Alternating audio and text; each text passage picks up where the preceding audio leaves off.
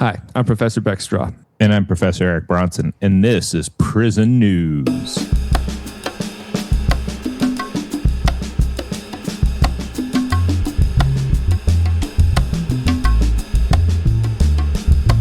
It's the news, put on your new shoes, 'cause it's time to get up off your chair and hear the news without a care. Said it's the news, wash away your blues, 'cause it's the prison news.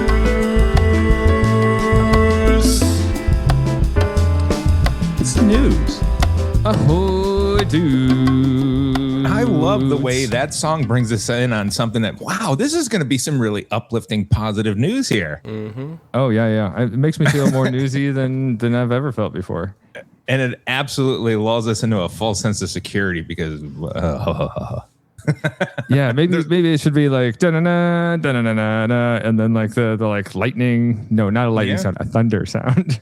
No, a lightning sound. Lightning sound. Or we could, like a have bolt. a something like, Emperor's March, the Death March, something like that, bringing us in. Yeah, very cool. Yeah. Let's make it happen. But you know what? I love that song. It makes me feel It's a good song. It's good stuff. just sipping that cup of coffee, reading my newspaper. Yeah. And you, dear listener, are reading that newspaper. Eric, Yeah. kick us off with a great story. I actually do have something positive, at least very positive in my mind, to start us off with. Just this week, a couple of days ago, the Alabama a man who was facing the death penalty by nitrogen gas was spared Thursday as the U.S. Supreme Court refused to set aside a lower court ruling that found that the method is unconstitutionally cruel, issuing a brief order that came well after the hour originally planned to initiate Jeffrey Lee's execution. So he gets a stay of execution? Yeah. So the justices decided not to lift the injunction. Wait a second. It's good because,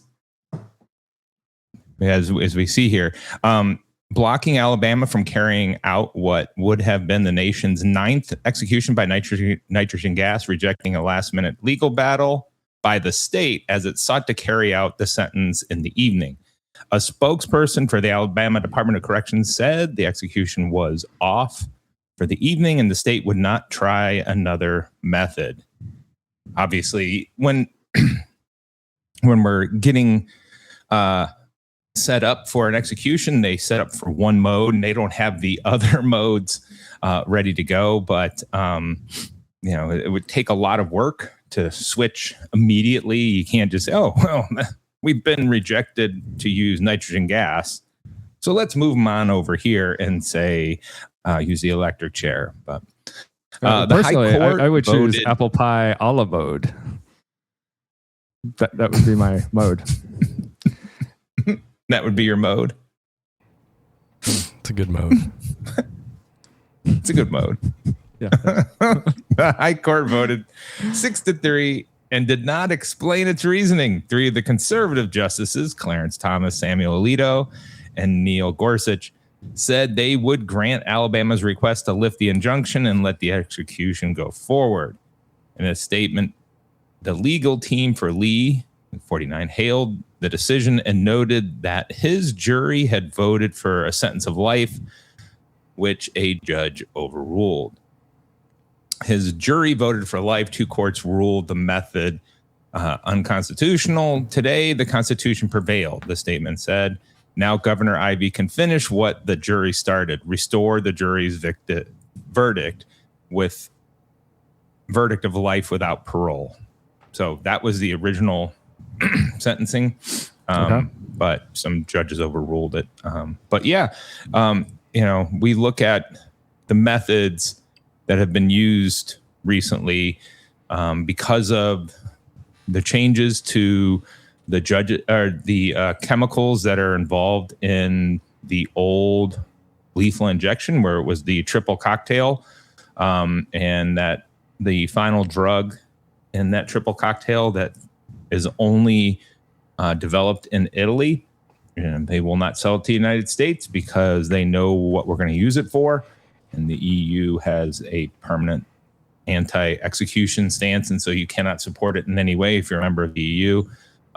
We've run out of that triple cocktail, so states are working very hard to come up with ways to execute people, and so nitrogen gas has been used as an alternative. And as we've talked about here in the podcast before, part of the reason we switch from one method of execution to the next is the spectacle that it creates. And it appears that from witnesses that have seen, that have been in attendance of nitrogen gas executions, it creates quite the spectacle. And it's not just something where the individual simply looks like they're falling asleep. There's convulsions and some spittle coming out of the mouth. Some spittle. You know what we're missing in society is like a quality stall or like a vamp, where like the state realizes that they can't execute somebody, but then they don't. Everything's too transparent, and instead I wish they would stall and be like, well, we're gonna have a pie eating contest, and whoever like loses the pie eating contest, that one has to die, but the winner, they get a stay of execution for longer. And we could be training some quality like eating champions on death row, like as long as they consent. There you go. Like they have all the time in the world. We might have the next Joey Chestnut locked up. We might. Don't know it. Especially if we go out to California. I mean, they have that massive death row. Nobody's being executed out there, so we have a lot of people with a lot of time. I'm sure somebody throw some hot dogs, and that's yeah. Yeah, don't you think like they would get extra food for it? I'm sure that there would be people who are into this. And somebody would sponsor it. If Nathan's could get their name on some, if we pay-per-view. San Quentin sponsored by Nathan's. Yeah. I think that there's something to this. We could be training like cells, and their time out of their cells are not like conducive to athletics, but eating. They could do that, or like doing crossword puzzles or something. Sudoku champion, right? No. Let's take some of the human talent we have and at least give them something to do that exercises their mind while they're in there. Right? Because you make somebody better at Sudoku or eating does not mean that they are at higher risk of violence or escape. They just have more stuff to occupy their time. And you could it would make people want to go to that prison more. Like if I'm convicted of a crime, I'd be like, oh, send me to San Quentin. Like I want to be among the champions. Yeah, I think that there's something to this. It would be like athletics. Right? Yeah. I want like sponsored cell blocks. Like if privatization is going to be this out of control, like let's just like rip off the mask entirely and go Nathan's cell block. Yeah, and well, the other thing is that we got people who need to help prep the food, so we could have forget sponsorship from like shoe companies or anything like that. Although they would probably want to get in on it too, right? Nike, Adidas, Reebok, definitely Hoka's, right? They're going to want to get in there to help sponsor these people and their feet as they put on all the weight from eating all those hot dogs. Yeah. But the apron companies. Sandal? Recovery sandals. Where they eat. Yeah. They would make prison sandals that are like the sandals that are for like pregnant women. That kind of thing. There we go. Yeah. Or oven mitt companies. I mean, think about it. I mean, there's so many possibilities here. Yeah. It would be great. Britt, what do you think? I support the hot dog industrial complex.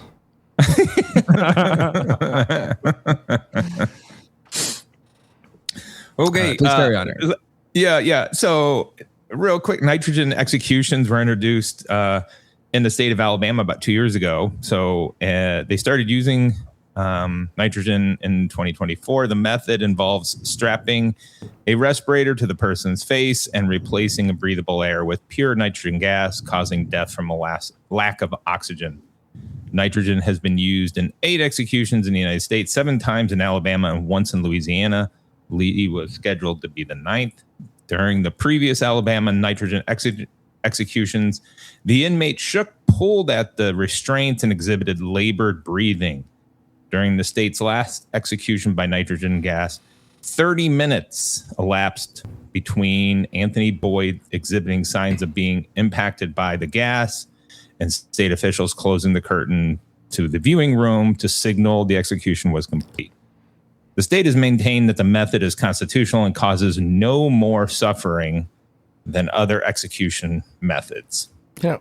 So again, it's creating quite the spectacle. So we'll see how long that this lasts. Obviously it's going to take a court case to get it changed. But why don't we give, I don't believe in, a death sentence at all, but why don't we give these people like a choice between how they're executed? I know Utah does. They have like 5 different methods, and you can still choose like hanging or the firing squad there, I believe, which is pretty wild. But if we're going to poison someone, why don't we give them a choice of what they're poisoned by? Like, I'm sure there's several people who would be like, give me a heroin overdose or something. I think that'd probably be a lot more comfortable than most other execution methods used. Yeah, some states do, excuse me, and some of it has to do with the timing of when they were executed and the methods that are available. So, you can choose between electrocution or firing squad or lethal injection. But that was if you were convicted when those were the methods that were being employed by the state. So let's say if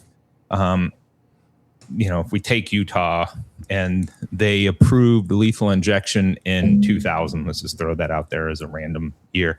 And before that, they used electrocution and firing squad. You could choose between those versus the lethal injection. But there are some states that have where they ruled for a while that certain methods were unconstitutional, and then they brought it back. You can choose there. And you can, and I think in South Carolina, since they just started using firing squad, you can choose between lethal injection and the firing squad. Yeah. I mean, realistically, they're all unconstitutional. It's just that's not how it's interpreted. Like it is right. It's like how is death not cruel and or unusual? Right. I think it matters more for like how it makes the audience feel in terms of unpleasantness is what they're so often looking at. And what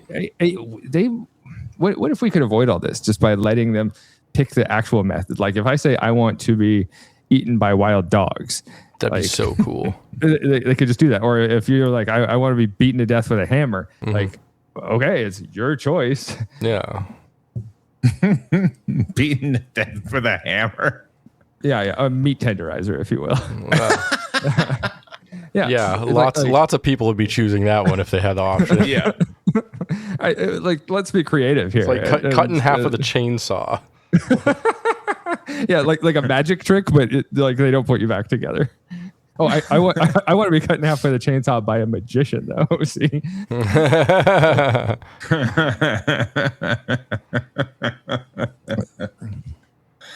Oh, wouldn't that be the best? Like a magic show on death row. I think you're writing the best prison escape movie of all time. Death Row Magic Show. The Escape. Oh, it even sounds good. Yeah, it does. Yeah, it does. So that's my news. Well, let me hit your good news with a bit of the bad. This one is reported by Daja Henry and Grant McLaughlin, coming from a slick collaboration between the Marshall Project, Mississippi Today, and the Clarion Ledger. Now, there's a serious problem going on with suicides happening in solitary confinement in Mississippi prisons. Mississippi has had at least 47 people die by suicide while being held in restrictive housing units between 2015 and 2025. That's a lot of people. Yeah, that's a lot of people. That's a suspect amount of people. It is almost 5 people per year just in Mississippi in special housing. That doesn't sound right. Well, especially it's high when you think about that's a high number anywhere, but especially in solitary, does not have a large population. Especially in solitary confinement, where like, how are these people like maybe with a bed sheet or something? There's like not many methods, you know, because you're not allowed anything in solitary confinement, and like they'll search you all the time. Like that's it's hard to get a shiv in there to like open your veins or anything. Like that's crazy. Okay, sorry, continue. Yeah, so the reporting team, they reviewed prison housing history, disciplinary records, death incident reports, police records, lawsuits, autopsies, and they found that the Mississippi DOC continues to use solitary confinement for people with mental illness, despite having several lawsuits brought against the agency. And solitary confinement is such a tricky line to walk, where there's some people where it's like, we had this guy, Byron Scherf, held in our jail while I was there. And Byron Scherf had killed a prison officer at a local prison. He strangled her in their chapel with an amplifier cord. And like, I'm not for solitary confinement, but we run into a problem of like, what do we do with him? Like, he can't be around other inmates because he's a danger to them. He can't be around corrections officers. He's a danger to them. So like, what do we do with him? And there are sometimes exceptions to policy where you're just like, what do you do with a guy like that? Well, and I think that's one of the things that's unrealized by the general public, that a major part of the job of the staff working inside a correctional institution is to not only maintain the security of the institution, but the safety of all of those inside the institution, which is the staff and the other inmates. And so when you have these odd situations with individuals who are, randomly violent, right? When you just don't know what they're going to do and they're consistently randomly violent, right? What do you do with them? It's an unbelievably difficult situation. Yes, exactly. So it puts the agency in a pickle. Per the Mississippi DOC policy, special housing should only be used when someone poses a risk or a threat to themselves or others, or facility security or property, or has committed a major rule violation like violence, gang activity, or possession of contraband. And the article discusses this idea that nationwide, half of the prison and jail suicides that we see occur in solitary confinement. So we know that people are especially at risk for committing suicide or self-harm in solitary. And this is backed up by a 2024 study by Narita and colleagues, where they found that, solitary confinement, no shit, it increases the likelihood of suicidal ideations even more than Gen Pop incarceration. So if you're in prison, you probably have your likelihood of suicidal ideations already going up. And then you get into solitary, that's just going to amp it up even more. And a 2021 study published in The Lancet shows that occupying a single cell without social visits, that provides a risk factor for suicide, and putting people in these single cells without visitors is linked to self-harm, chronic stress, anxiety, insomnia, and having difficulties with memory and concentration. So we know that it can exacerbate mental illness. We know that it amplifies what you're already feeling. And if you're not feeling great about your life, it's going to make life that much harder for you. So we know solitary confinement is harmful to people with mental illness, and sometimes we find those crossroads where we don't know what to do with them. But as far as problems with solitary confinement, it is happening all across the South. In 2022, there was a class action lawsuit that shut down Georgia State Prison. Georgia State Prison at the time, it was this specialized prison where they would funnel people with serious mental illness there. And we would see that the prison accounted for like half of all suicides in the Georgia prison system. Okay, so what's wrong with this picture? Something is going on here. This facility, something needs to change if it is this hotspot for suicides in the state, right? We need to change our practices. We need to be self-critical, and that way you can actually save people's lives, which should be of the foremost priority. And in 2017, we saw mental health care was horribly inadequate and in violation of the 8th Amendment. At the time, the prison's suicide rate was like 4 times higher than the national average. And states across our country know that this is a problem. They know that solitary confinement is problematic in its own ways. And so we've seen since 2009, there's been 40 states that enacted legislation to limit solitary confinement. And the only legislation that Mississippi passed was they're like, hey, maybe we shouldn't put pregnant people in solitary confinement unless there's a reasonable belief they're going to harm themselves or the fetus or provide a flight risk. Yeah. And as far as like how they do it, a review of disciplinary reports shows that incarcerated people, if they're going to commit self-harm or attempt suicide, it's typically with razors, with glass, sharpened objects, swallowed batteries, or hanging themselves with clothing or bed sheets. Imagine trying to kill yourself by swallowing a battery. That's like the worst way to go. Yeah. Well, and you got to wonder how many and what size. I mean, will a few AA's do it? Or you got to go up to like the 9-volt? I have no idea. Right. Yeah. Imagine if you can swallow a few 9-volts, that'll do it. Yeah, the problem is like with those double or triple A's, you could probably eat those things like Cheetos, and you just got a belly full of battery. Eat those things like Cheetos, you say. Cheetos and Duracell coming out with a new product. Yes. Extra flaming hot Cheetos. Yeah. They're shockingly good. It gives me acid reflux even thinking about it. Battery acid reflux. Yeah, I mean that's that's just you just figure your body's gonna find a way. I mean, would start trying to reject that right away. That sounds like a violent way to go. Absolutely violent. And on the part of Mississippi, when people engage in self-harm, they have to pay for their medical expenses, a form of restitution.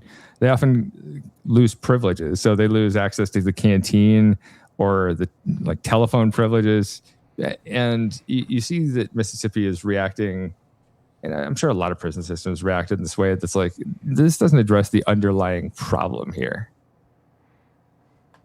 Like taking away telephone privileges so that they can like enjoy some level of social support.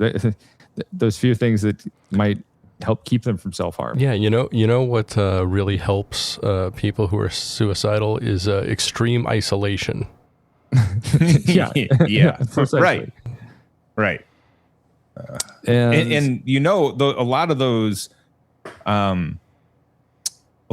units are incredibly unstable in terms of the noise. It's just a constant. I don't know how many isolation units you've been on in terms of when you worked at the institution or on tours. Every time I've been on one, they are so loud and it's just a constant. The noise, the banging, the screaming that's going on. It's just not a good environment. So we're going to isolate people, and then it's going to sound like chaos at all times. Oh yeah. And the ones I've been in, it's all steel and cement. So every noise that you make is just the sound just pings around the whole place. Yeah. There's an echo. It's a lot. Yeah. Yeah. It's cavernous. Mississippi, though, going back to Mississippi, we also see some staffing issues contributing to the deaths, like we saw in Alabama prisons when Britt and I talked about the Alabama solution last year. The Central Mississippi prison in 2024, they underwent an audit that showed the prison was working with less than half of the staff needed. And in 2022, another Mississippi facility called Parchman found that some officers were falsifying these count sheets to say that they had done security checks when they hadn't.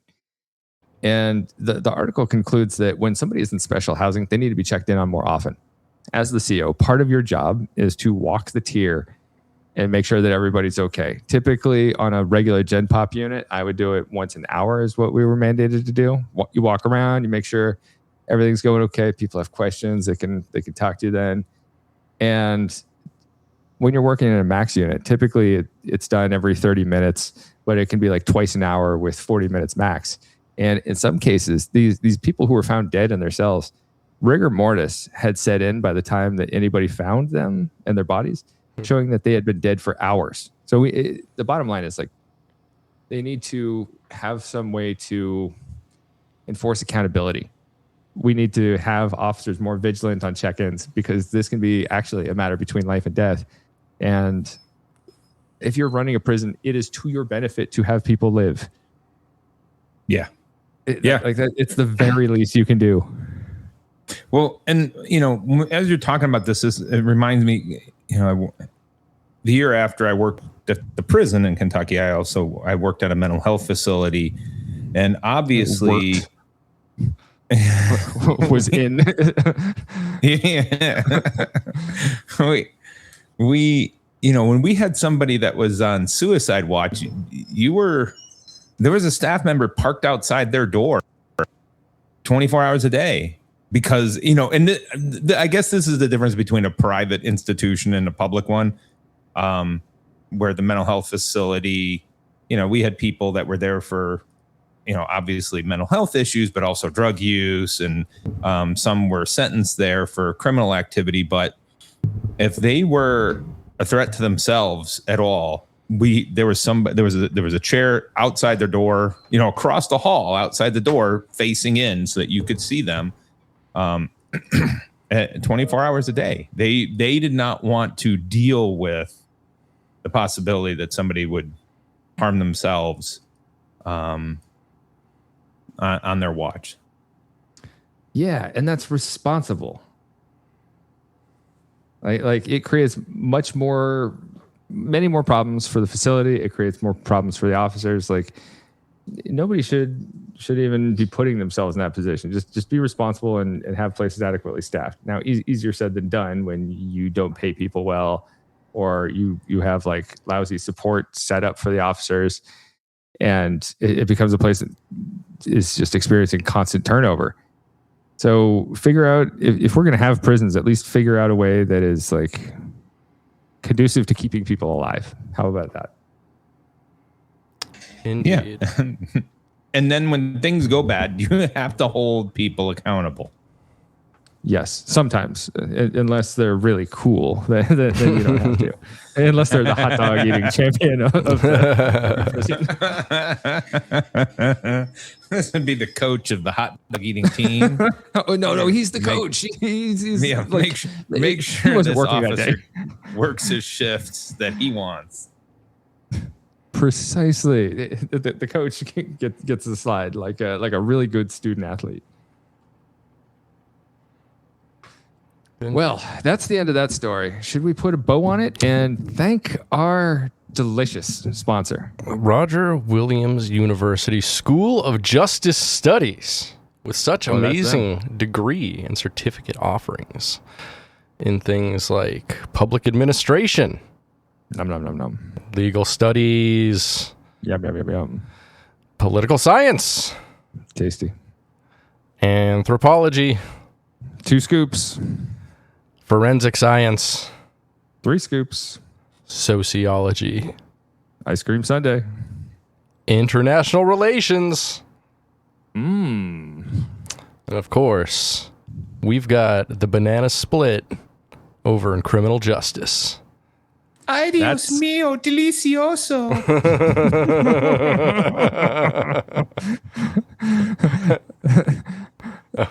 Okay. And then, of course, when did Dora the Explorer show up? we've got the whole half gallon.